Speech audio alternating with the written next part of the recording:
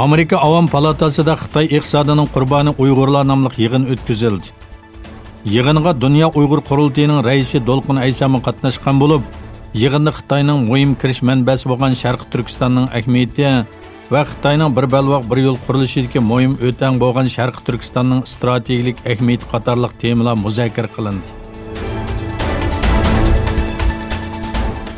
Türkiye'nin Rossiyadan S-400 hava mudofaa sistemasi olganligi haqida yana bir bayonot e'lon qilgan Amerika Mudofaa Ministrligi Türkiye'nin F-35 turidan chiqarib etilganligini uqtirdi.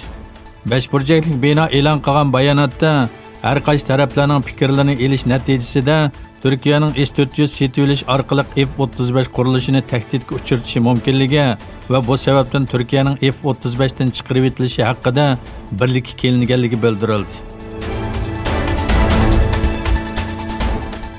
Rossiya va Amerika doiralari Janvada bir yerga kelib, Xitoyning bir tarafda bo'lishi tashabbus qilingan 3 taraf yadro qurolsizlantirish kelishimini muzokara qildi.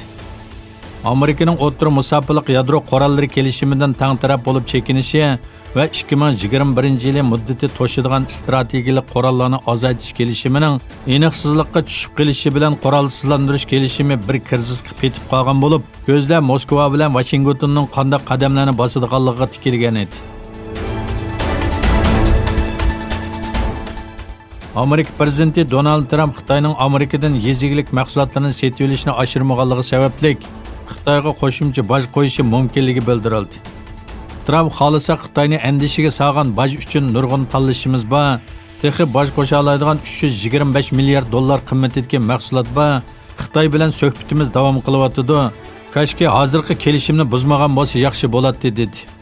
Trump 20 davlat guruhi yig'inda Xitoy mahsulotlariga qo'shimcha boj qo'shmaslikka va'da bergan bo'lib, Xi Jinping buning uchun Amerikadan yezigilik mahsulotlar setib olishni oshiradiganligini aytgan.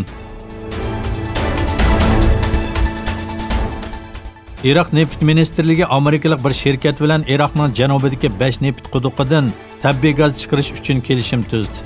Iroq neft ministrligi Samir al-G'azban Amerikaning Bag'dodda turishliq bosh elchisi To'yillar bilan yuqorqi kelishim uchun memorandum imzoladi.